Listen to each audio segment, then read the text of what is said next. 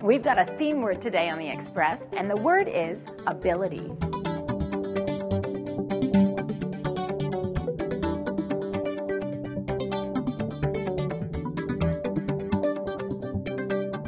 On today's show, they think they're just going into a regular store. 10,000 villages. 10,000 villages. Every purchase makes a difference. Just starting to do it. 7 miles. Ernie Casper's 70 by 7. I had to learn to run, walk, jump, stand, and talk again. She's sweet. The Genuine Jug Band. It makes people stop and look and go, that sound is coming out of that? That's astounding. I had to do something with my hands, and I can't just sit in front of a TV. The inspired art of Lisa Elbertson. See that and more local expression. Welcome to the Express. I'm Johanna Ward at the Richmond Museum. Their current exhibit, Sustainability, looks at how the city tries to make a difference, but also how we as individuals can make a difference. And that's the theme in our first story as well. We're taking you shopping in Langley, where your dollars help artisans in developing countries. A lot of people are surprised when they find out what it actually is. They think they're just going into a regular store, and then you start explaining what it is. There's nothing ordinary about the things you can buy at this Langley store. We have picture frames from recycled bike chains. We have handmade jewelry from India. We have bowls and placemats made out of recycled magazines. These are all handicrafts made by artisans in 35 developing countries around the world.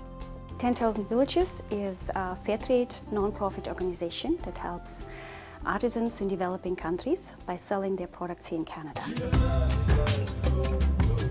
75% of our products are made by women because they need more support. We say it's shopping with the conscience. This is one of my favorite coffees. Ethiopia is actually the country of all coffees, origin of all coffees. Yeah. I've got them right here. So this is a toy that is very popular with small children. It's called Galimoto, and it's made of wire and recycled fabrics. And where's this from? This one is from Kenya. And I mean, great for kids because there's no lead, there's no plastic. It's just recycled fabric and some wire, but actually a lot of fun.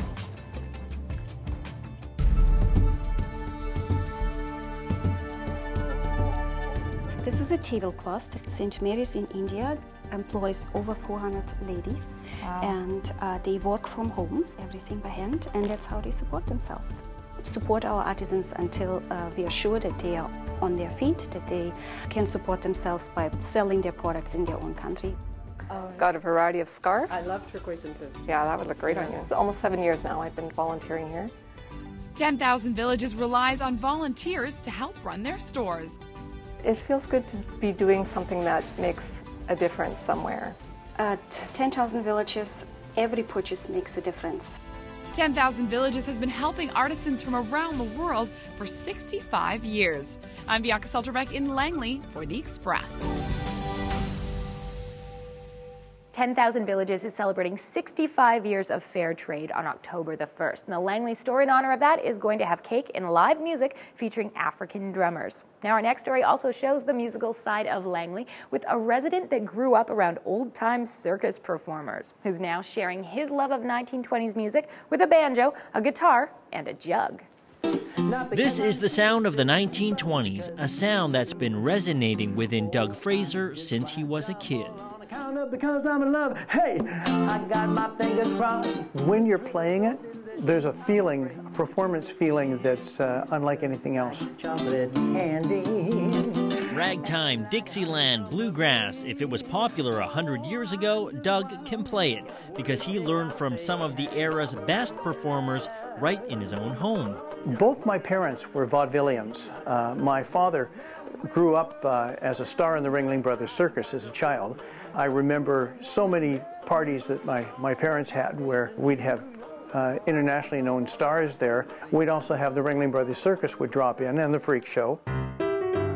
Today, Doug calls himself a musicologist, an expert in old jazz and blues, and a collector of vintage instruments, like this ultra-rare tenor guitar.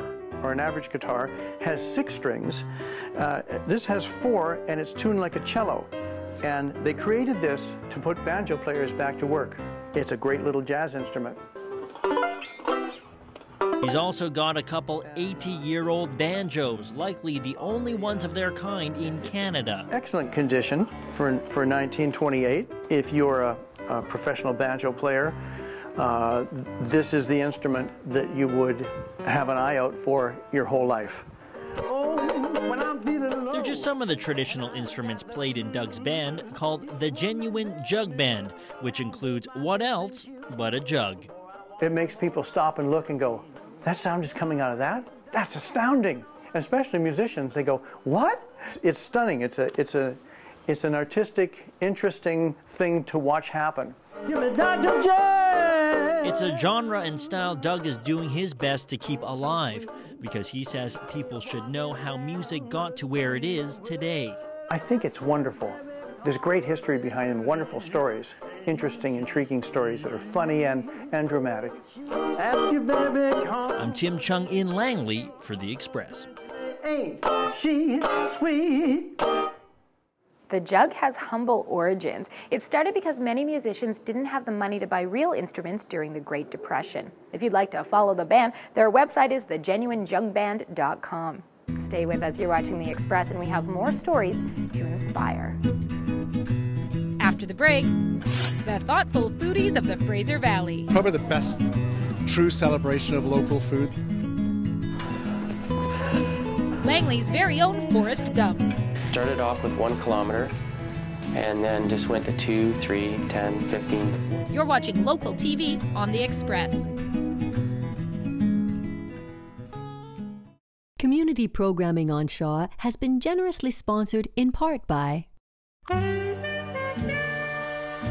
The Express is brought to you in part by Plum, fashion supplier to host Johanna Ward.